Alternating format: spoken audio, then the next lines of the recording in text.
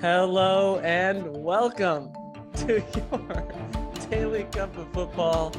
Yes, as we said yesterday, we were going to replace Sam with the most. Oh, no, just kidding. He's still there. Oh, put the cat back on. Oh, fine. You're right. It's more Yes, fun. Boone. Stay Just take tuned some out of later. that. We might have some Boone-related content.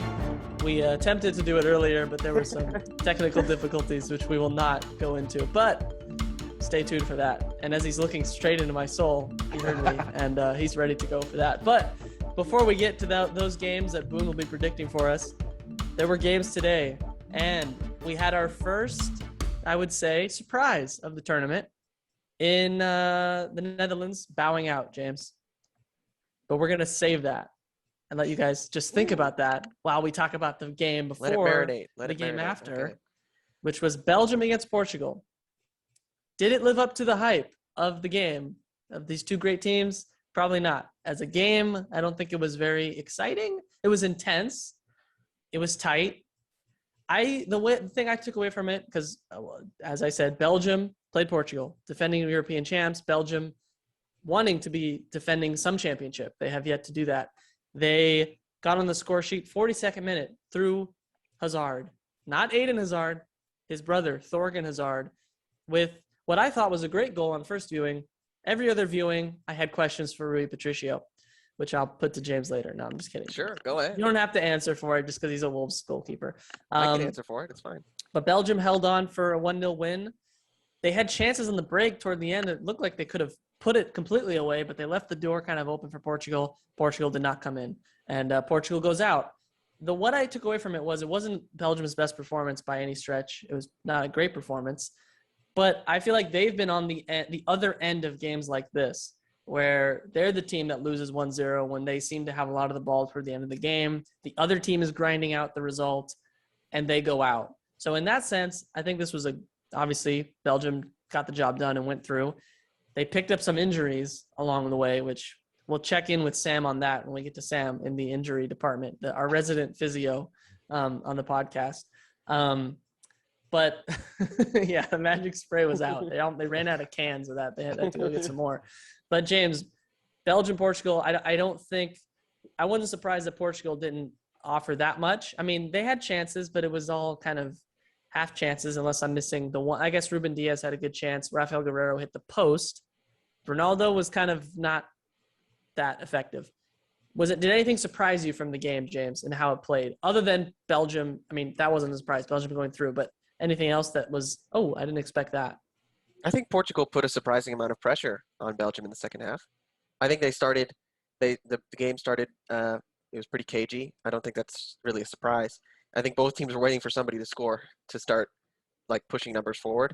And it was Belgium that scored, and Portugal started pushing, started using more of that talent, using more energy. And I think they showed why they don't do that all the time, because they pressed forward, they had chances, but they looked like they were going to concede 3 more goals. It was just the last pass from Belgium. Lukaku, like, he couldn't find. Some of his passes just were a little too short, a little too soft to make it to his teammates, and he couldn't quite do it on his own.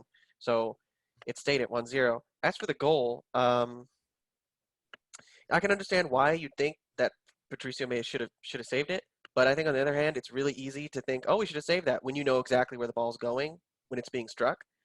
So, because Thorgan Hazard hit it really hard, and it also dipped. So, I think that actually holds true for a lot of goals. Like, you look at it afterwards, like, if the goalies know where the ball's going when the ball's kicked, there would be very few goals. So when he kicks the ball, it's heading straight at Patricio, and then it whips over really quickly. And maybe if he had better reactions, maybe if he was taller, he would have saved it.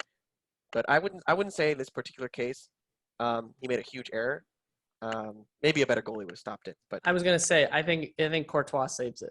Maybe and because he's got the extra 3 inches. Courtois in the other net for Belgium, and he had to make a couple saves, but nothing too crazy. So Christian, the big stat that everyone who's a Ronaldo fan was waiting for was he gonna get the men's international record? He's tied with an Iranian player. I'm sure you have the name. I don't have the name off the top of my head, but anything stand out from you in terms of Belgium? They didn't maybe live up to the hype that we were talking like multiple goal win.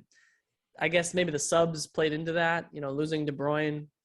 Lukaku wasn't at his best, but if you're Belgium, what's your takeaway from this? Obviously, you invited pressure toward the end of the game, which was a little concerning. But they also, I thought, defended really well. I thought they dealt with – Portugal seemed to be also just trying to get it on the head of Ronaldo a few times. He's good in the air, and Belgium was able to handle that. Obviously, they have plenty of experience in the back with Vermaelen, Vertonghen, and Alderweireld. But I thought it was impressive that they were able to take pressure on and also get a clean sheet. What did you think of Belgium, particularly in playing a different way, being on the back foot for much of the second half?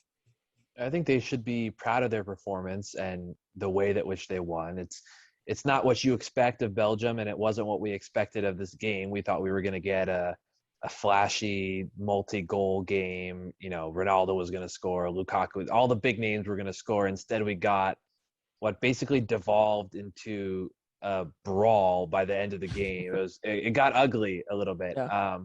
Portugal tried so hard to score and they couldn't. Belgium's back line, which is the oldest they've ever fielded at a European championship.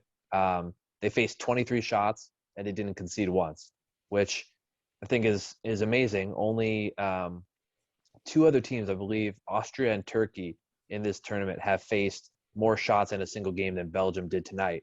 And I would bet you, I don't have the stat on it, but I bet you those two teams lost. Belgium managed to not concede, even though they got close. Guerrero's shot off the post late on was, I think, the closest they got. But, with players not playing at their best, Lukaku not looking 100%, De Bruyne going off, I think they should be proud that they were able to grind out a win against a team led by Ronaldo, who, although he didn't have his best game, he doesn't want to exit a tournament in the round of 16. He wants to win.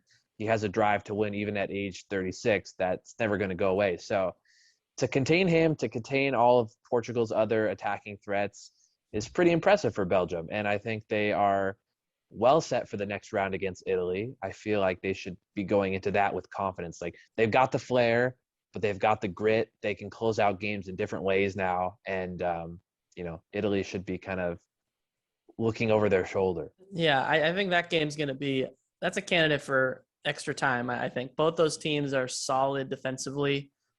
It's going to take some brilliance to get a goal. And hopefully, for Belgium's sake, they're going to have some of that back if De Bruyne is okay. I thought on the first view of the challenge that he was just going to come straight off. It looked bad enough for that. He came on in the second half, and then after a few minutes seemed to say, I can't go. So, Sam, I'll go to you on this. From your view of that injury, were you surprised that he came back on? And then would they have done something at halftime that maybe he thought, I could try and go again, and then it was just that bad of an injury that he couldn't go on? Or were they just maybe being cautious and were like, maybe just come off? Because I thought, you're winning 1-0. It's almost halftime.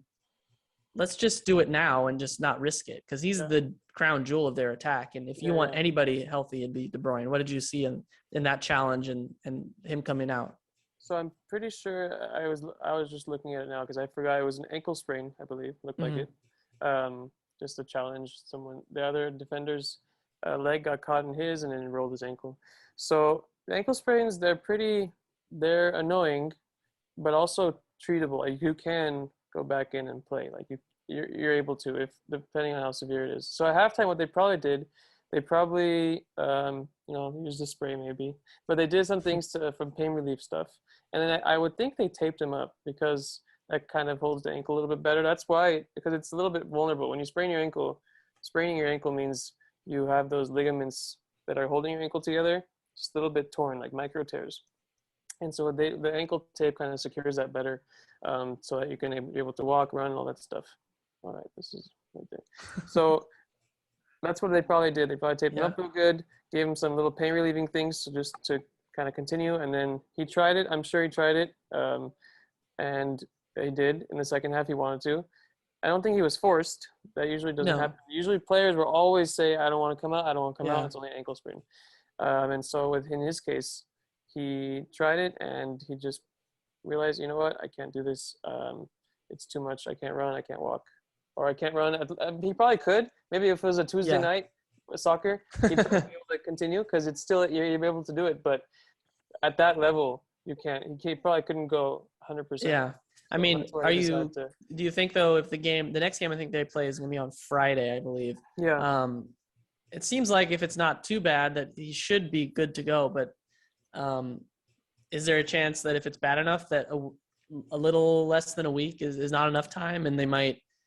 I mean, I guess it depends on what is it down to just pain Yeah, tolerance? Is that basically the only it's issue? going to be close if he's able to play. It's not really pain tolerance. It's just risking because you're very vulnerable right now. Your Mhm. ankle's very vulnerable to twist again, and because it's stretched out a little bit, all those ligaments, and so you need to have swelling gone down. He probably swelled up too a little bit later.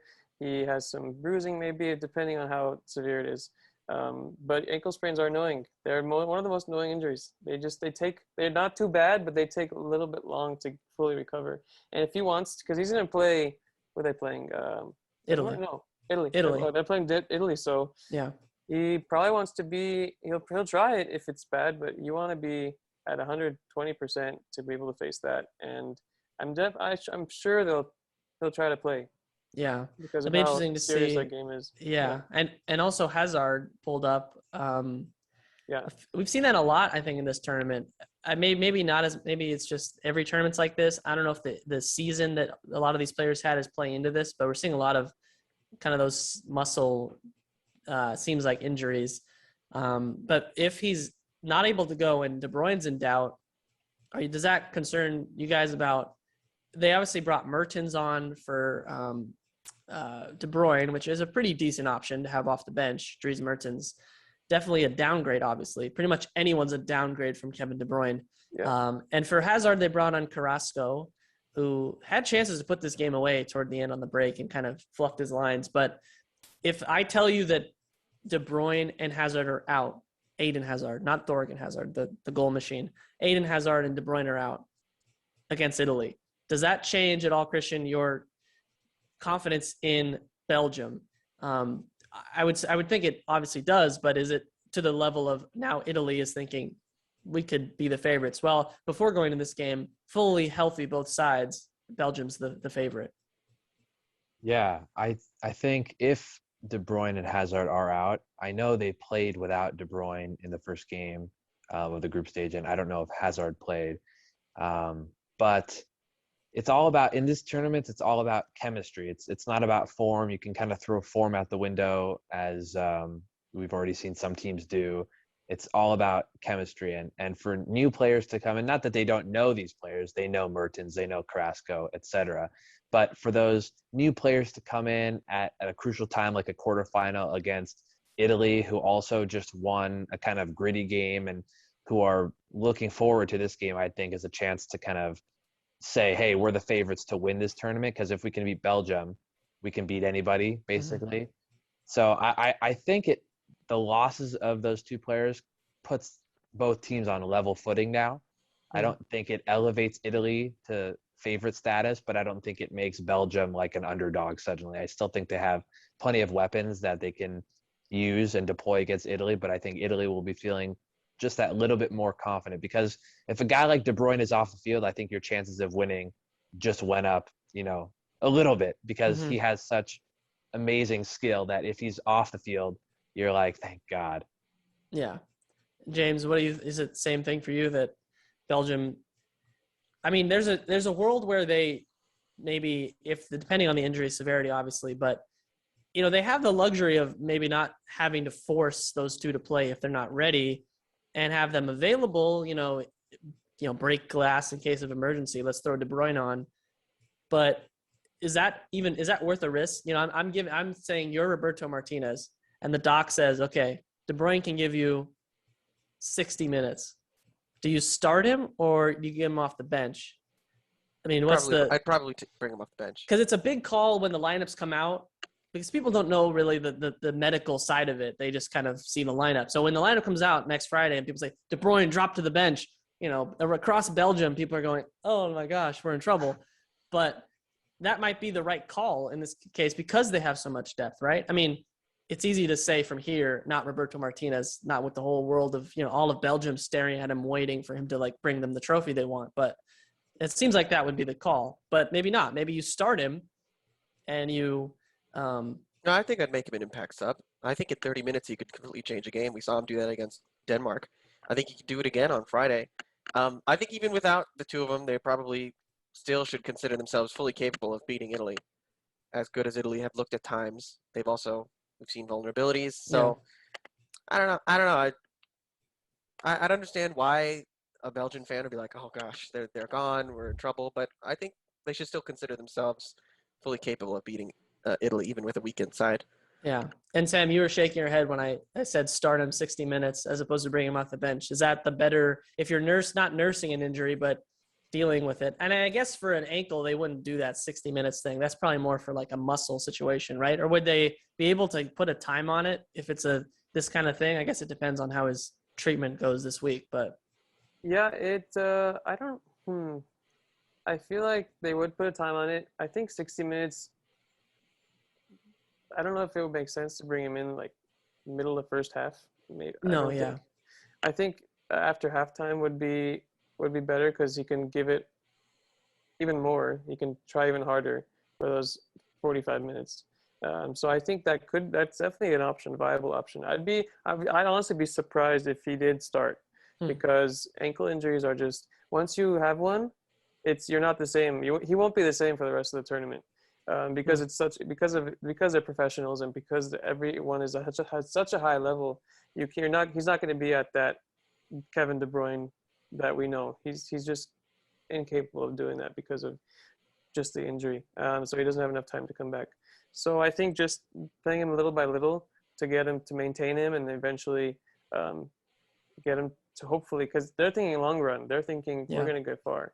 So to play him little by little, not to put him too much, not to start him, maybe playing him for the second half each game until he's almost 100% fit. Yeah, it's a really fantastic option to have off the bench. We saw it used to effect against Denmark, and he completely changed that game. So we'll see how that goes. I think, it's a tough place for Martinez to be in, but he is fortunate to have some options off the bench. I think he'll also look at it and say, Lukaku didn't have a great game and we still won. And I don't think he's going to go 2 games playing badly. I mean, even in this game when he didn't score, I thought he did well holding the ball up and creating an outlet. But he just, in the final third, his passes, like James was saying, just a little bit off. And he's going up against Italy in the next game. He'll be well aware of the Italian side, having this last year laid waste to the Serie A en route to Inter Milan winning. So Italy will be well aware of Lukaku, and he'll, I think, fancy himself against the Italian side. So that sets up a good matchup in the quarterfinal, Italy-Belgium. I think that one's going to be good, and I think we'll get a real test for Italy and Belgium, but I think Belgium was tested, today against Portugal. The other side of the bracket has thrown up a quarterfinal where everybody thinks we could make a semifinal, which sometimes happens. We were waiting for an upset. We got one. Czech Republic, as I said at the start, takes down the Netherlands 2-0. James was right. There was an orange wall of Dutch fans. There was also a reddish wall of Czech Republic fans, and they had all the things to celebrate about, as I think the game really turned in the space of literally like 5 minutes. Daniel Malen had a great chance one-on-one, and he missed. And literally, I think it was even like 2 or 3 minutes. It might have been even less than that. On the other end, Matthijs de Ligt, who up to that point had been handling Patrick Schick well, kind of stumbled.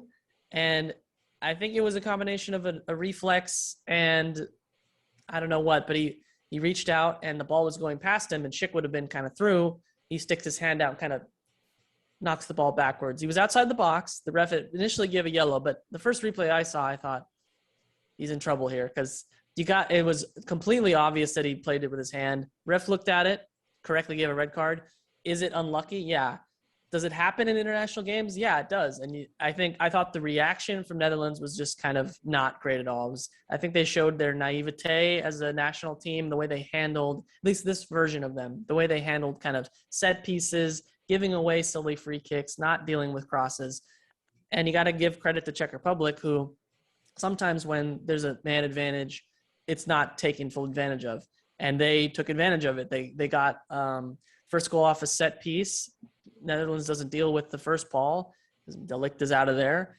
And Thomas Holles on the back post just heads it like he kicked it, like it was so hard through whoever. I think it was Van Aanholt on the post.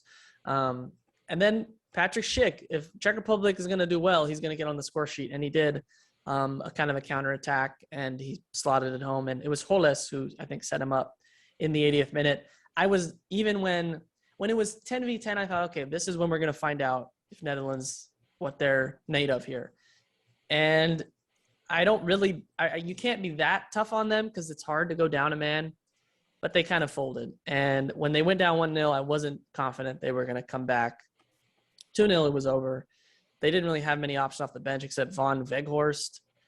Basically, it comes down to, it's maybe harsh on Netherlands, but if Malen scores, they're probably going through, and he didn't. Because up to that point, they didn't create a lot of chances, but you felt like they were kind of in control. And the move that got that chance was a brilliant flick by Depay, who didn't have a great game, but that was a brilliant little move. And Malen just absolutely dusted the Czech defense. And he missed. And James, I don't want to bring up bad Dutch memories, but it had shades of Robin through on goal against, now completely different game, against like Spain in the World Cup final when he had a couple of chances and fluffed his lines. So we'll start with you, James. I know you're probably sad, and I was sad too. I wanted Netherlands and Denmark. That's the matchup I wanted. I can't really be mad at Czech Republic. They did what they had to do. They were professional about taking advantage, but am I being too simplistic in my analysis that the game turned in those 5 minutes, or was that the key to the game? No, I think that's pretty fair. I mean, it was the biggest chance of the game for Netherlands, and he fluffs his lines. When he was actually running towards goal, I think I said out loud, I was like, round the keeper, because it seemed like it was on.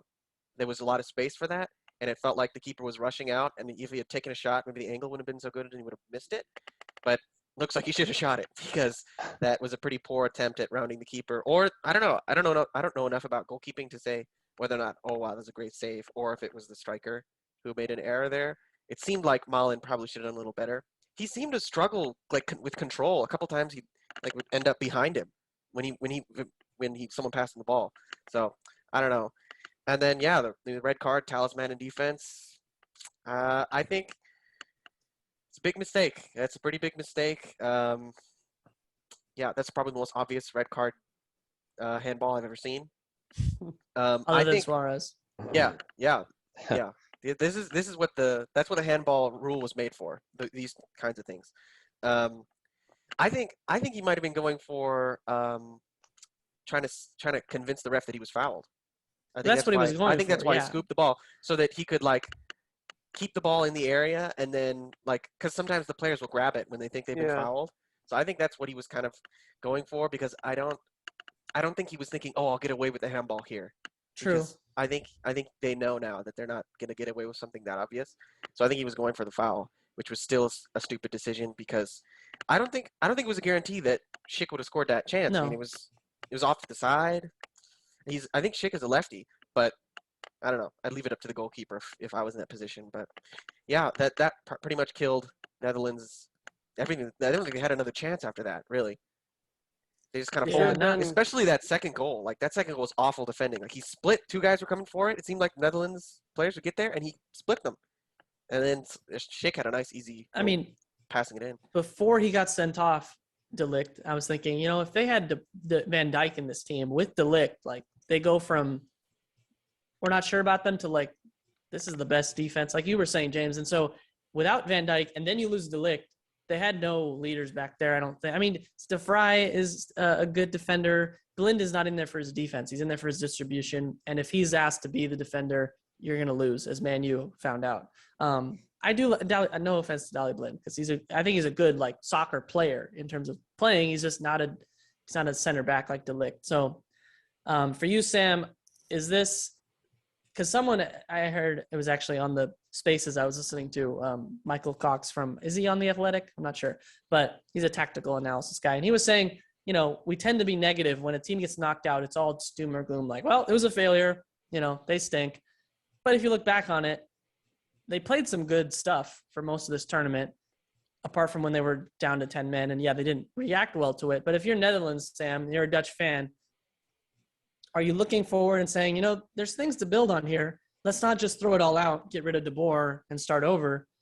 as what might sometimes happens after early exits. And I would say Yeah. this is an early exit. So is there some positives to take out of it, or is it kind of, this was a huge disappointment?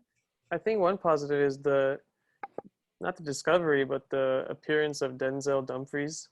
That Yeah. he now apparently I was listening to the broadcast. Maybe who was on it? Was it John Champion was doing that one? It Or was I think it was Derek Ray. and Derek Evan Ray. Okoko.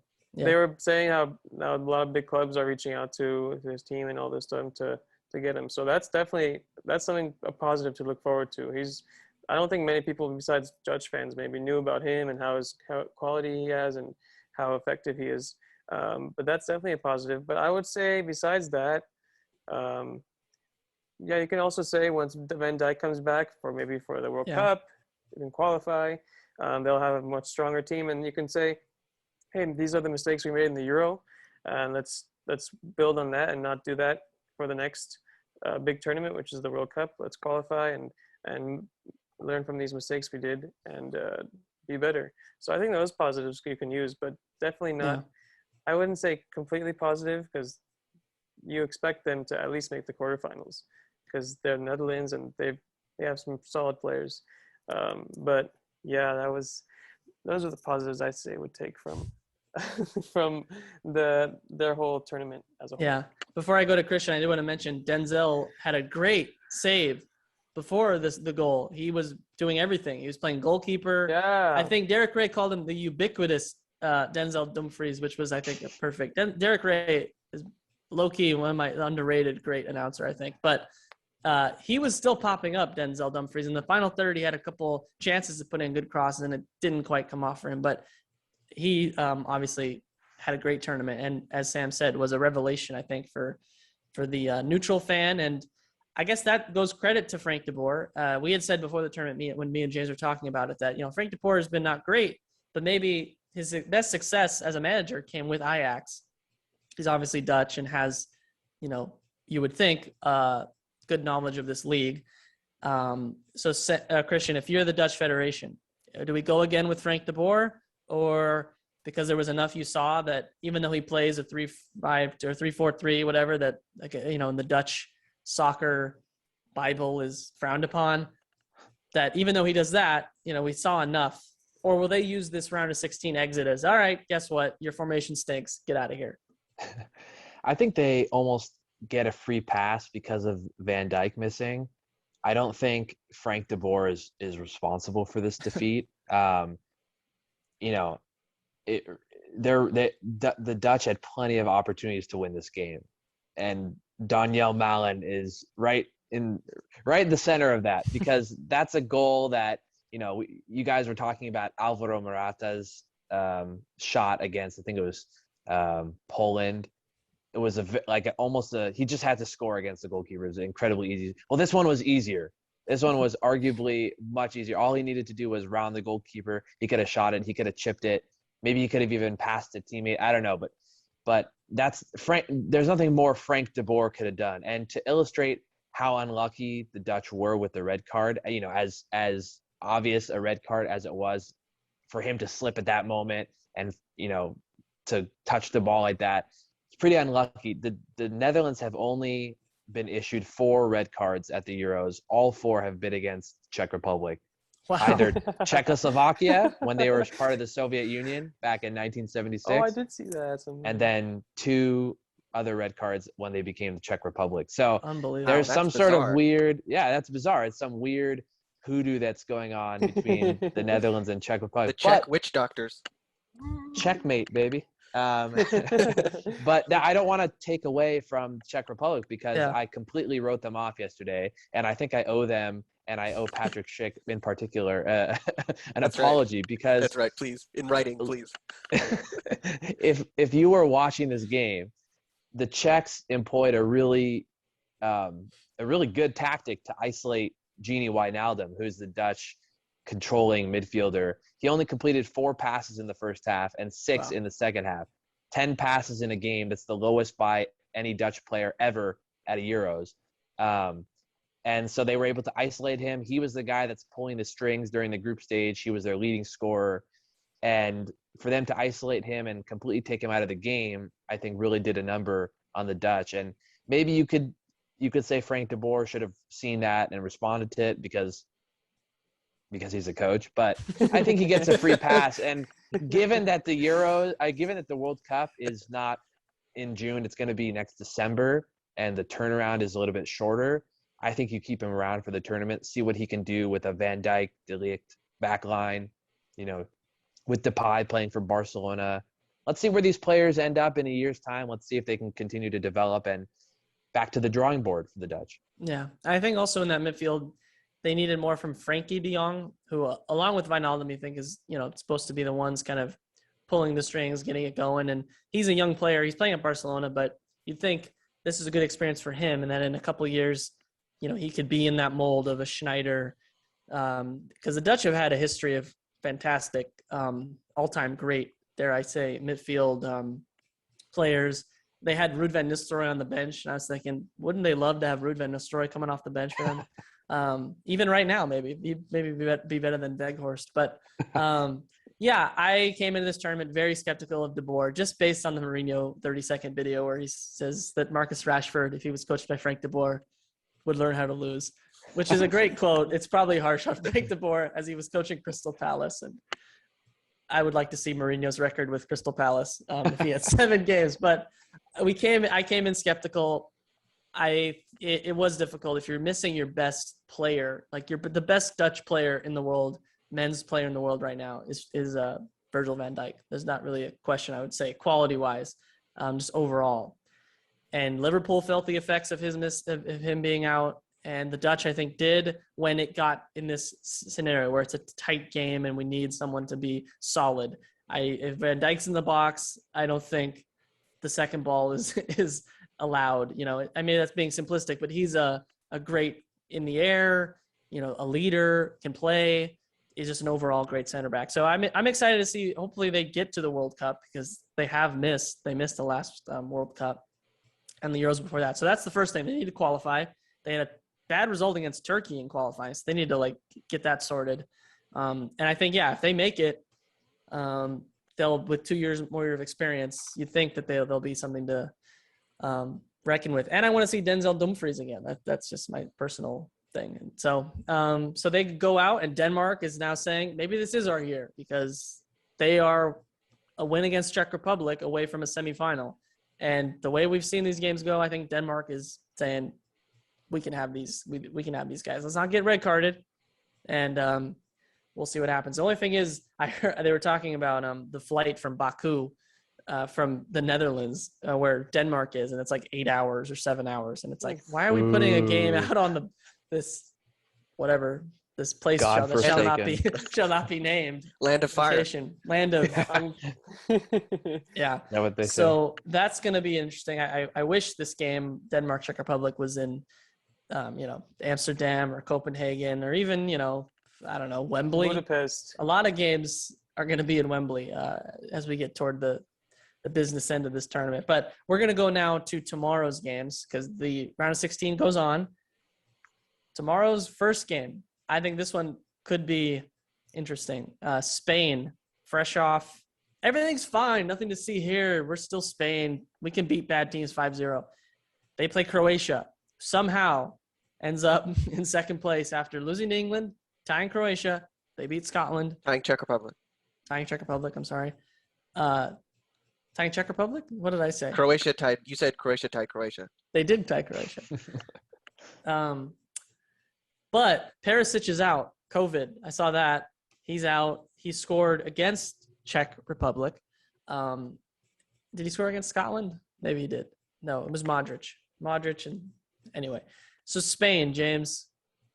Is everything fine? Are they going to come in with new second wind, and Morata's going to get a hat trick, and Luis Enrique is going to shake his fist at the Spanish media and say, "How dare you doubt me? I know everything. We're in the quarterfinal." Or is Croatia going to do what Croatia has done, which is kind of find their way into semifinals and quarterfinals, much to our chagrin? I don't know. I'd like to say that, they'll just pass around, ding, ding, ding, ding, ding, and then score from 2 yards out. But I have a feeling that this is going to be close. Most of the games have been close, except for the Denmark one. Even the games we thought, Belgium will kill him. Oh, Netherlands will kill him. The teams they've all showed up mostly. So I think it's going to be close.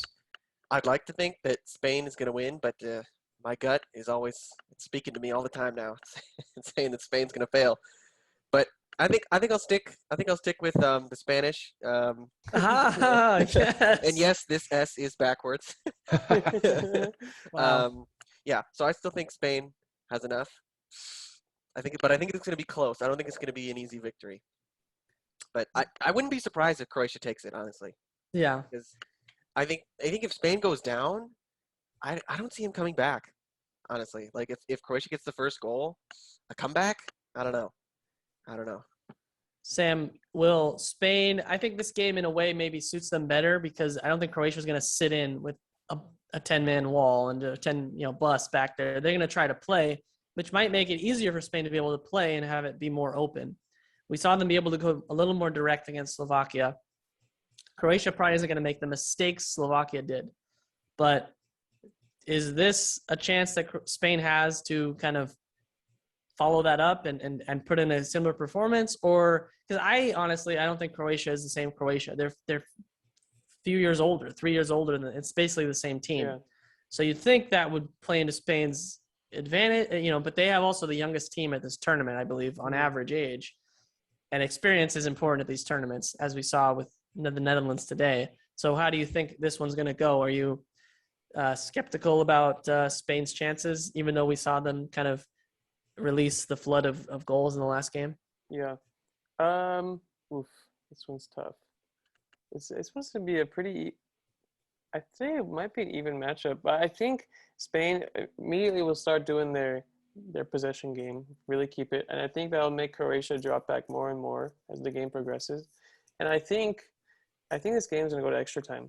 Yeah. Because of maybe 0-0. I don't know if a goal is gonna be made. I don't know. And then it'll go to extra time, and then we'll see penalty kicks. Oh no. So first penalty kicks of the knockout stage. Okay. Yeah. I wouldn't be surprised. I mean, Spain, their last round of 16 game they were in was in the World Cup, and it was against Russia, and they went to penalty kicks. I think there was 1-1 in that game in regular time. But Christian, what do you think here? I agree with Sam. I think overtime. But anything other than a 1-0 win by Spain in regular time, I'd be shocked by, to be honest. If they came out and won and scored more than one goal in regular time, I'd be surprised. I want it to happen. So I want Spain to advance, but I don't think the 5-0 maybe covers over some cracks that are there. Also, the back line, which plays a high line and doesn't have, I would say, the quality of yesteryear. Ramos isn't there. Piqué isn't there.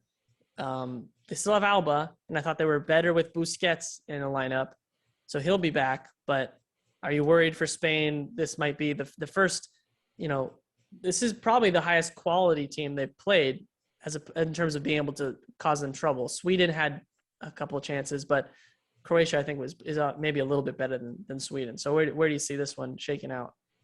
I want to say this is the game that Spain flexes its muscle a little bit, because in my mind, Alvaro Morata is a good player. Yeah. But he's in a terrible run of form. He has no confidence. Eventually, something is going to happen. He's going to have a chance gifted to him that's so good that he's going to have to score. And when he does that, like any player in any sport, it's like the monkey off your back. And even though I think he scored. He has one. Yeah, I don't know if that did it for him, because I think he ended up then missing a penalty. So he sunk back into the vein of low confidence. But him and Gerard Moreno are a great forward pairing. And if they can both find their feet and play well and link up together, I think it could spell problems for Croatia. I think the loss of Perisic is bigger than people are making it. I mean, he's been one of their most consistent players, scored in two out of their 3 group stage games. And he played well at the World Cup. He's just a consistent, good player. He's not fantastic, but he's always good enough. If Croatia are going to win, it's going to be because of something Luka Modric does, whether it's an assist from him, a goal, a free kick delivery, because without him, I don't know that they have the quality to open up Spain. I think Spain, like Sam said, is going to death by 1,000 passes. But I think they're going to make it a little bit more entertaining. I wouldn't put a 2 or 3 goal win past them.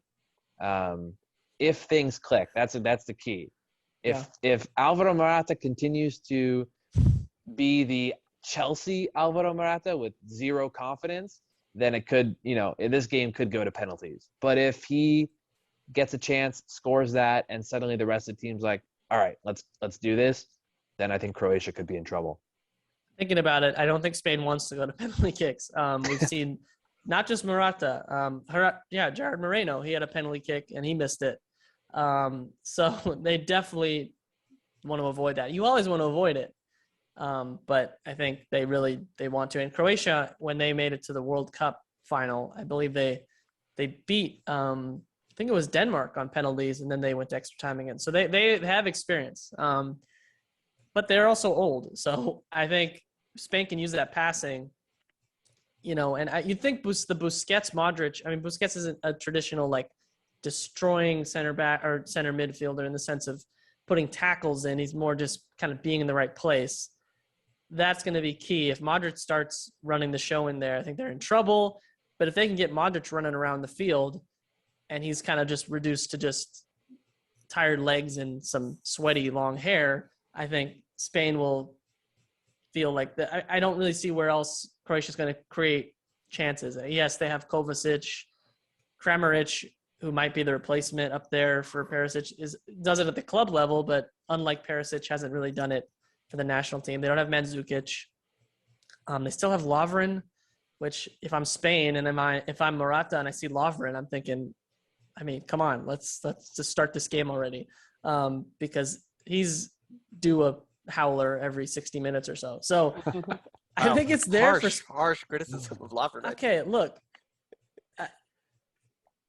I've just seen a lot of it from him. When he's not paired with Van Dijk or somebody, I think he's paired with. They've had a couple of different guys back there, so I think this is a good draw for Spain, to be honest. And when you look at, like, they could have played, if they could have played a stronger team if they were in the Belgian position, they played Portugal, I'd be a little more worried. I think that this is a chance that they could to advance. I think, though, it could go to overtime. And I think the worry is they did score 5, and I think that's good for their confidence. But the longer it goes a goal, we've seen them kind of get stray from the being calm in possession and kind of forcing things, especially with Morata and people snatching at chances. I think an early goal is key. They got that against Slovakia. I think it was relatively early in the game, first half. But it's going to be tough. I see it being tight, and I really don't want penalties, but I kind of agree with Sam that we might be headed there. But then they have a chance to redeem themselves. Because if you win a penalty shootout, all the worries of, we can't do it go out the window. We'll see if they get there. Whoever wins Croatia-Spain will play the winner of the next game tomorrow at noon. France against James's favorite, Switzerland, who are only here because they played Turkey in the third game and scored some great goals, Slaughtered to be them. fair. Shaqiri with a couple good goals. He always provides a good celebration, always shushing or telling somebody to, I can't hear you, or throwing flexing. up. Flexing. Yeah. The Alpine Messi. They're up against France, who are obviously a big favorite in this game and favorites pre-tournament to make the final. They have not played great. They haven't really had to. Their talent seems to just by default make them, have chances to win these games. I don't see any scenario that they do not win. Does anybody have a scenario in which France falls on their face? Because this would be, Deschamps would be, removed before as I've said before, I said this before the ref finishes blowing his whistle, the FA will have removed him from the premises if they do not removed win his head. And removed his head, maybe. That Guillotine is back. The guillotine is back. This might spark a revolution. No. It's a French tradition. Oh, come on. We have French listeners. We don't want to be too mean. We love France. Vive la France. I think they should win, and I think they need to turn on the style and start proving, like, we're the favorite. Let's actually play like it. Because even in the wins against, they only have one win. They beat Germany. That was kind of just a workmanlike, let's get the goal, we'll bounce it off a German, and we'll just kind of keep them at arm's length and not really put this away. I think they should be able to put Switzerland away. I mean, do you think they're going to do it, or they're going to, because James mentioned in the last podcast, in the route to their World Cup win, it was very grinding through and just, let's just get wins, as much as people want to see the flair of Mbappe and Benzema, Griezmann, and all the talent. So are they going to try to go for it, or do you see a tighter game in this one, like France has usually done in the last couple tournaments, Christian? I think this is going to be like a gladiator fight, like a human and a lion. You're going to die, but at least try to wound the animal before you go down. So the lion is France. The lion is France, and the human is Switzerland for the listeners. But I think the game hinges on Switzerland being extremely aggressive. If they can, just like Austria did against Italy, you just can't. I don't understand why this is even a tactic. You just can't sit back against a team that good. It may take them a while, but they will score against you, and you will lose. You're better off throwing caution to the wind and attacking. They have some decent attacking players. Shaqiri can produce some amazing moments. Real Mbolo is kind of a interesting Lukaku-esque, big, strong guy. Not at the same level, of course, but they need to go all out from the very beginning. If they sit back or if they try to play a possession, nothing else is going to work against France, because France has too many potential options to score. Pogba is playing on another level right now, which pains me to say, because he plays for my rival club team. But he's playing really well. Now, Mbappe hasn't played amazingly in this tournament yet to score, right? But they don't necessarily need him to score. When you have Benzema, who's back banging in the goals, and you've got Griezmann and Giroud's waiting on the bench to score a header, you don't need your star player to play well. You've got plenty of other options. So I think this game will be done in the first half, to be honest with you. I think France is going to completely blow them out within a half. I think this will be the first blowout of the tournament. And I'm ready to please. I know how much you would love that, James. Oh, yeah. Fires and missiles. Yeah, I think, to be in the analogy of the lion and the human is not just Switzerland, it's just Shaqiri, I think. I mean, maybe Mbolo was good against was that Wales? He was kind of taking them to taking them apart, but I think Varane and Kimpembe are slight upgrades from Mepham and Rodon back there, so they should be able to. But I think the blueprint, like you were saying about going for it, Hungary was able to score. They did that against Germany, but even in the France game, they were defending, but you got to put some pressure on them, because Pavard made a mistake.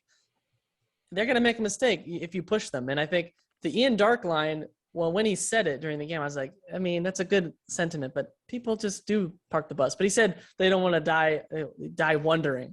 And I think that's pretty, like, what's the point? I mean, if you're going to lose, what he also said, go out on their shield or something, which is also evocative of some gladiator-like imagery, which I like. And Ian Dark, I guess, is a big fan of that that kind of battle. And I don't know if it'll be over at halftime. I think Deschamps, and there's a lot of managers like this that, they don't want to, they'd rather just, instead of worrying about, we're going to concede goals, let's be kind of pragmatic and just be safe and just go through it, because of the fear of being knocked out by Switzerland on the break or something. And would I like them to win 4-0? Oh, yes. Yes, I would. Not as much as James would like it, because he would like them to be exposed as frauds, which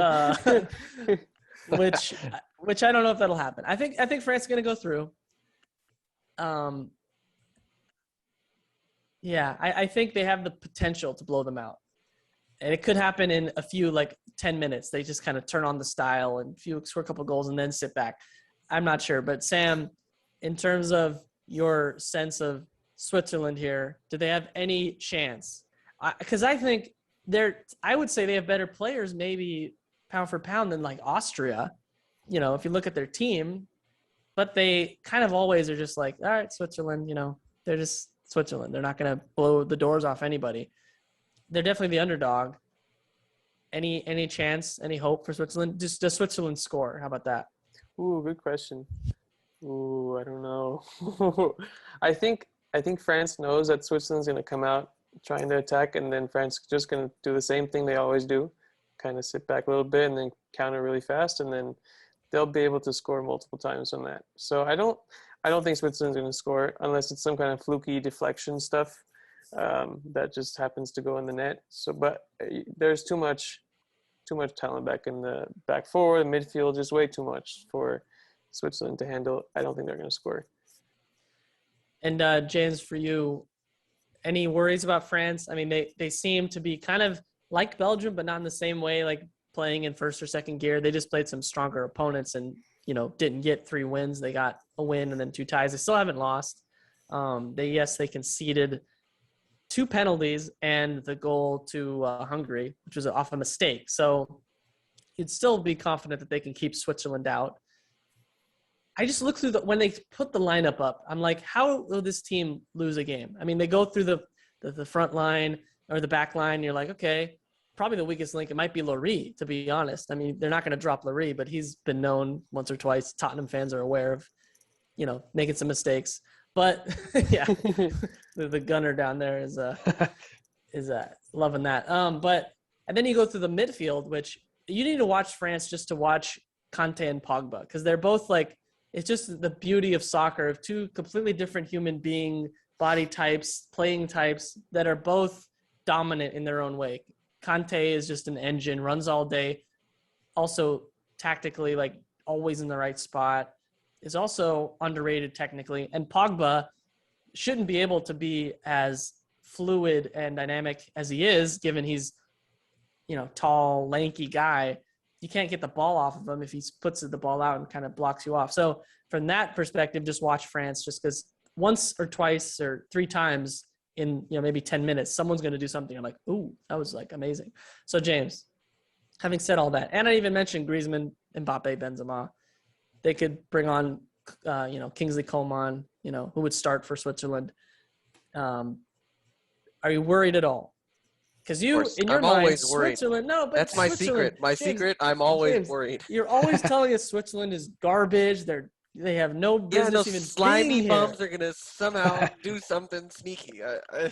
Oh man, I so badly want the 6-0 just Okay. stomping. But I think France is gonna approach this conservatively. They always seem to, Yeah.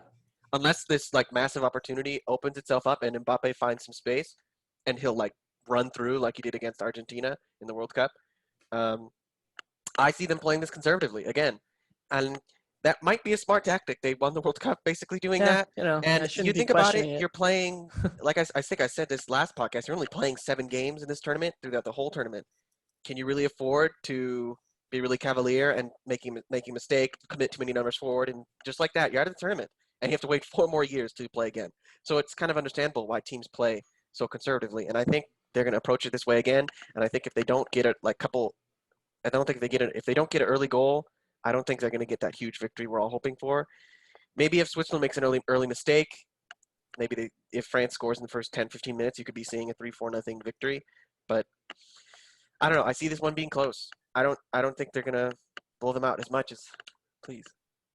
I hope they win by a lot. I mean, I still think they're going to win. I still take France. You got to backspace a little bit on the F. Or you could just put it right there. I don't know why. Frank. Yeah, well, the Frankie. E's over here. Francie. So I still think France should have enough, but I don't think it's going to be dominant. Do you have a Switzerland flag there? Yes, but I didn't go look for it because they don't deserve it. I should burn that one. Yeah. Also, I just want France, Spain. I mean, we wanted that. I think we kind of wanted, James wanted that in the last World Cup, I think. Yeah. So that could be a quarterfinal. Yeah, I agree. France should win. And the other thing is, like, they don't need to push that many numbers forward to be cavalier, because they have such dynamic attackers, like a 3-on-3 or 3-on-4 even with Mbappe, Griezmann, Benzema could be enough to, score a goal. So we'll see with that. So again, Croatia, Spain is 9 a.m. Tomorrow, and then France, Switzerland is at noon. and then we'll have one more day of action on Tuesday. Ooh, Germany, England is looming on Tuesday. I'm sure the English can't wait for that one. But we're going to go before we end to Copa America, because Peru listened. And Peru, we said, Peru, just win this game. It's Venezuela. And Peru did. Shoddy defending from Venezuela on a corner kick. And Andre Carrillo right on the spot to smash it into the roof of the net. Could have had more. I mean, Yotun had a chance. He fluffed his lines again. Yeah, there were some shaky at the end of the game. I was like, are we going to just mess around and let Venezuela just get a tie? They did not. They won the game. More importantly, they go through in second place in the group. And looks like it depends on tomorrow's. Thanks, Sam. Depending on what happens tomorrow, they'll play third place, I believe, in the other group, which right now would be Chile. No, it's gonna be Paraguay. It's probably gonna be, well, right now Uruguay, because Uruguay's playing Paraguay. If they win that game, that pushes Paraguay down to third. So does that mean Chile could be out of this? No, because Bolivia's there. Bolivia has 0 points. You're right. Bolivia's perennial propping up the division. Propping up the whole continent. Yep. Them in Venezuela. Yeah. Bye, Venezuela. Bye. You're so good. So good job, Venezuela. They finished bottom. Everyone's like, oh, they're so great. Bottom. They had a lot of issues. I mean, it would have been something. I don't care. So I know, Christian, you watched the game. Sorry about that. You probably haven't watched a lot of Peru, maybe as much as us. I wish I hadn't seen as much Peru. No, I'm just kidding. I love every second of the pain and the intensity. I thought they played, we've seen them be more wasteful and more give away more chances and end up tying a game that they should have won. So I think it was important they got the win. But what were as someone who's not as familiar with Peru, what were your thoughts on La Blanquiroja today against the Venezuela? Yeah, I thought they were scrappy, and that's kind of been the trend with games across the world recently, in the Euros and Copa America, like scrappy wins. I caught only the second half of the game, okay. So I didn't see the goal, but I saw the goal in the replays, which came from terrible defending, and I think I said Carrillo is gonna score. Yesterday, I had no clue what I was talking about, but it came true. So that's the basis of all predictions, right? So I don't know. Peru seems like, I haven't watched a lot of Peru, but they strike me as a team that has the potential to go deep in tournaments. Even in the World Cup, I thought a few decisions went their way, and they could have been in the knockout stages. I'm sure you would agree with me. They have the talent. They're definitely lingering on the outer edge of the top South American teams. Like, they're not as good as the Uruguays and the Brazils, but I think they're there with the Chiles and the, I don't know who else. Colombia. Colombia. I think they're just as good as those teams.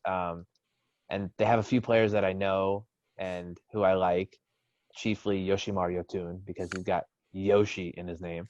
That's the only reason why. That's what his parents were thinking. Yeah. Yoshi Yotun.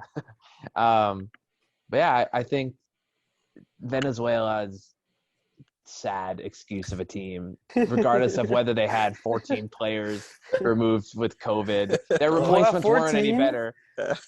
And they could have used the Solomon Rondon. I was saying, where's Rondon? They could have used some of that. Who else plays for Venezuela? Joseph Martinez. Didn't he make an appearance in this game? Joseph Martinez? Did he? I don't think so. I believe he's with. I don't think he came for this. I don't think. Let me do a quick. I think he's still with Atlanta United. Yeah. Okay. Yeah. Oh, he's Venezuelan. They could have used him, but they didn't. And the field looked terrible, by the way. It is terrible. It always is. It's Brasilia. They go out there with a pitchfork and they start stabbing the ground. It's like playing at San Bernardino. And I have to say, I was impressed with, I'm sure it was like 100% humidity, how composed Ricardo Gareca looked at the end of the game in his tailored suit with his Fabio hair. I believe they have. I saw a post on Twitter. I don't know if it's. I think I know Italy obviously has the Armani deal with their suits, but the Peruvian national team, it might have been. There was some brand that is sponsoring their Gareca's drip this summer. And I agree. He always looks good. It's a Lululemon. I don't think it's Lululemon. I think it's No. Ralph. It's either Ralph Lauren or something, Ooh. or maybe I'm not Abercrombie? good. Figure. Christian's the fashion expert on the podcast, as you can see by As the you can four of see. us. Yeah. This is Um, what you tune in for, folks. So yeah, I do agree. Gareca always looks stern, and I would not want to say a bad word to him. But he's also been the architect of Peru's greatest run in the generation. So we do not question Gareca at this point. Because also every time they play bad, somehow they kind of come back. And he said after the Brazil game, we weren't that bad. We just lost by 4 goals. I can't really complain. He knew. Unlike Klinsmann, he knew. I did want to say we were asking about that's another deep reference. Gianluca Lapadula. We were wondering what his return was in Serie A this season. So according to FootMob, which I think is a pretty accurate stats compiler, he played 37 matches for Benevento. 38 goals. No, not quite. 8 goals, 2 assists.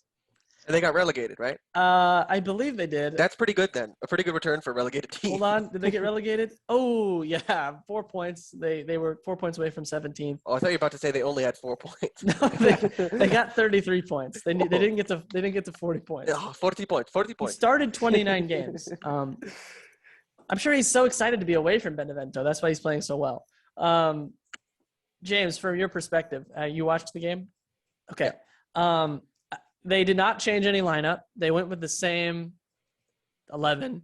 They made some changes late on, which I was like, wow, okay, we're taking off Tapia. We're taking off Cueva. I'm still worried about burnout here. They played all these group games just to eliminate the 2 worst teams in the continent, which we could have done before. We could have had an 8-team Copa America and just said, Venezuela and Bolivia, just stay home. Don't bother with the COVID risk. Don't even come. We'll do this 8. We'll just start from a quarterfinal. But we had to play these games, minutes on the legs. I'm confident they could beat Paraguay. They've done it before. But are you worried about burnout? And I don't think we learned that much from this game. I think we knew Peru should win. They did. Nothing really stood out to me in that sense. But going forward, what's your analysis? I don't know why you're so concerned about burnout. Because these games are being played. They're sweating like crazy. Okay. Are the other teams not also playing in these games? Like you're acting like Peru are the only people playing. All the other teams are playing all the games in the same schedule, basically same distance between the games. If they're all, if Peru burns out, the rest of them are going to burn out. But I'm saying, look at Uruguay's running a team of elderly men. I mean, speaking of, are you still living? Old. Oscar Tabarez really hanging in there with the whole. I don't want to root. I feel bad. Like a loss, he'll just kind of not make it through the game. But hey, hopefully we might play Uruguay. But anyway, Oscar Tabarez. A bunch of old guys. Tapia's still young. I mean, these guys are not all of them are old. So no worries about that. No worries. No, I mean that's why are you worried about that? Worried about the fact that maybe they're not good enough. That would be a worry. Okay, are they good enough? To do what? Okay, here we go. We'll play this game, and you guys can join in on this game. You said it's probably going to be Paraguay. I think, yeah. Okay. Will they beat Paraguay in the quarterfinal? Christian, yes. Yes. Samuel, yes. You predicted us to lose to Venezuela, Samuel. No. Oh, I said 1-0. I got the score right. No, you said did? we'd lose. I know, I did say you lose. Oh, yeah, but I got the score right. I like the apology in writing. Wow. That was just writing right here. Will they beat Uruguay? If they Christian? do, it's going to be close. The Uruguayans have arthritis at this point. At that point, they'll have some arthritis in their knees. Is Suarez playing? I know Cavani is. I don't know about Suarez. Hold on. Such great research here. Cavani might be enough. They had both of them last time. They scored 0 goals in that game. Yeah, in 2019, it went to penalties. Uruguay scored about 3 goals that were called offside. But Peru did win in the quarterfinal in 2019. Suarez is playing. Ooh. Then yes. So, yes, Peru will win. Yes, Peru will win. Oh, okay. Yeah. It changes because Suarez is playing. Okay. Sam? No. Godin, Jimenez, and Muslera still back there.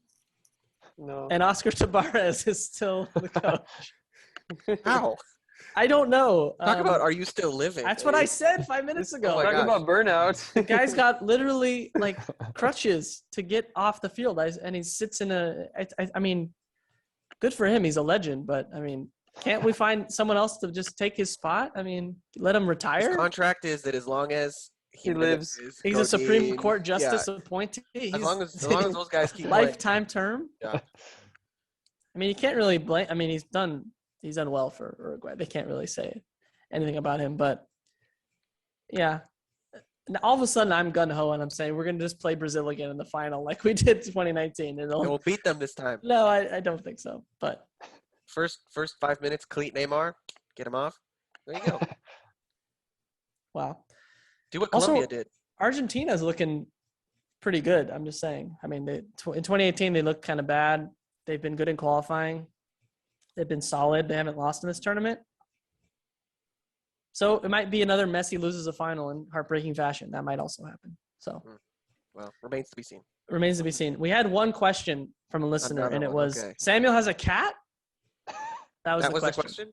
the question? I No, think he they were a doesn't. podcast listener, and they didn't actually see the visual proof. So, Sam, Who's do you- the cat? Who said that?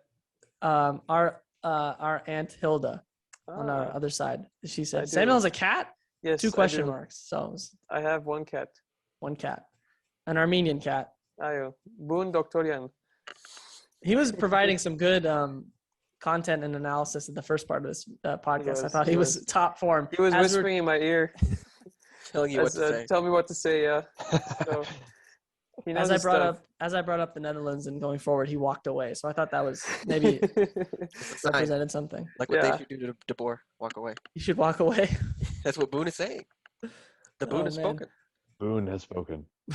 He was watching the games with me, so he knows what's going on. And speaking of that, we might have some Boone make some predictions later on. I'm not sure when they'll be posted, but they might be posted later today. So Tune stay in, the tuned YouTube channel. for Boone. Basically tells you what's going to happen, so you don't need to watch the games. Yeah, he knows. Before we go, anybody have any final thoughts on anything that we saw today? Anything you want to do? I remember yesterday I forgot to mention in passing that Taylor Twellman casually revealed that Casper Dolberg had COVID twice, had like appendicitis, and his Watch. $85,000 watch got stolen. And I He's thought, been through a wow, lot. what a time to bring this up. Hey, that raises a lot of questions. Yeah, and And it was I just stolen by a teammate. It's our teammate, yeah. So Dolberg was- knows who did it, and if he knows who did it, why is his teammate not in prison for stealing? I don't know. I You just don't just it go, was- "Oh, my $80,000 watch is gone." Oh, that my teammate's over there wearing it. Oh well, like no. I forgot. I wanted to bring it up and I forgot, and I was like, wow, He that looks was- like the type of guy that would happen to. someone steals his watch. Yeah, someone who steals watch. He probably is like he's being bullied like it's middle school. They held him upside down and they shook him like. He's a big guy. I mean, Dolberg? Yeah. isn't he? I don't I'm think he's pretty that sure he's huge. big. He looks his face. He looks like he's 14. Let's see. Well, speaking don't of know. big Dolberg. guys, I just want to applaud Pepe's textbook tackle today. Oh my lord! Oh, After the yeah. whistle, The safety, Straight- he's straight playing out of safety indoor. for the Raiders. he takes playing to the whistle to the past the whistle. I mean, the He's- echo of the whistle. Like there was a whistle blown. The guy was still dribbling, so he thought, well, he's dribbling, so this gives me a So chance. I can to- throw an elbow. Why not? That should have been a red card, right? Right? I don't know. I mean, okay. That was he- a hit. Yeah, Harry he- Wilson got sent off. Pepe should have been arrested. I mean, that's what I mean. It should have been cuff him on the field. So that was pretty epic. it still boggles my mind that he's still starting. And I mean, that's why they're out. I mean, they couldn't find a better guy than Pepe, and Ruben Diaz was whatever. But any other notes that people have on Sam? Do you have is Dolberg's height? 6'2". He's 6'2". Someone 6'3" was holding him up like that. Van Dyke. I don't think it was a Dutch and Peter teammate. Cech. I don't think it was a Peter Dutch Cech. teammate. Tim Oh. Crouch. Well, he's where in does he Germany, play? right? He He's plays doesn't he play for? Isn't he in? Oh Dolberg? no, he's on. Isn't he at He's in Nice? France. Nice, wasn't it? Yeah. So It was somebody Balotelli. Balotelli doesn't play there anymore. We but talked. We established that Balotelli is basically fallen off the face of the earth. He's still he's playing still soccer. good. He promised me that Ballon d'Or. We're waiting. Who is he? He's at Brescia. No, it's like Monza or something. He was at Monza. Brescia. Where's The that? Serie B. Monza's in Italy. Oh, It's in Italy, like but lower hold division. on. you should come to the MLS. The famous racetrack. Yeah, Um, there's a racetrack. But Let me see. Don't ask me how I know that. It's a famous track. He's at isn't it? Monza, and he's been there since December 2020. Monza. How many goals? looks like you're going there later, Christian. Yeah. How many goals? Let's Hundreds see. and hundreds, I'm sure. 12 appearances in Serie B. 5. 1 assist. You know what? 5 goals and assists. That's 5 pretty and good. 12. That's pretty good. It's That's almost pretty- 1 and 2. Started 4 games, so he came off the bench, I guess. Wow. Bring him to Impact the sub. MLS. 4 yellow MLS. cards. Can't believe we're still talking about Balotelli. They don't call him He's Super a- Mario for nothing. He's a legend, James. I mean, Super Mario. He'll never live down the "Why always me" shirt. Yeah. Why Ever. was it always him? It was a good question. Thought provoking. He was a philosopher. No one understood that. Does the mailman celebrate when he delivers your mail? yes. No, he does Mine not. does. Balotelli's evidently does. So he will as well. No, I thought he said he doesn't. That's why he doesn't. Isn't He that did what it celebrate. The why always me is a celebration. How is it not? It's an anti-celebration. What about taking off your shirt and flexing? Is that a celebration? I think that's a celebration. He's well put together, as they say. was? He is. Still? Huh? Is he still well put together? I Hope would so. say. I mean, Probably. Maybe he's put on some. we'll see. He's 30. Some muscle. Anyway, yeah, I don't think it's Balotelli who stole Dolberg's watch. That's we'll still that's an open case, I guess. No, it's an ongoing story. We'll report. ongoing back when story. we hear We'll more. update you. Maybe Taylor Zwillman will update us next time Dolberg scores. He'll choose that moment to provide us with that. After Mario information. Balotelli steals his $80,000 watch to come and John! score in the quarterfinal. I think that John Champion said, "Oh, he deserves a new timepiece." After that, he's trying to make it into the whole thing.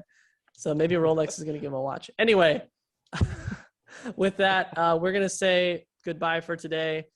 I want to thank Samuel and Christian for joining us this weekend on the podcast. There was a great addition. We might come back with you guys maybe next weekend. And when we get next weekend, will be the quarterfinals. Our schedule will be a little different this week. Probably on Monday, and then after that, we'll see. But thank you guys for joining us. James, thank you for staying in the corner of your bedroom. I'll still be here. I'll stay here We'll, forever. I think me and you will be back tomorrow with Yeah. podcasts. Yeah. Hopefully, dancing on the graves of Switzerland. Please. or just cursing everything when Switzerland and Croatia go through. But we hope that won't happen. But to hear us talk about it, come back here tomorrow, and we'll talk to you then. Bye-bye.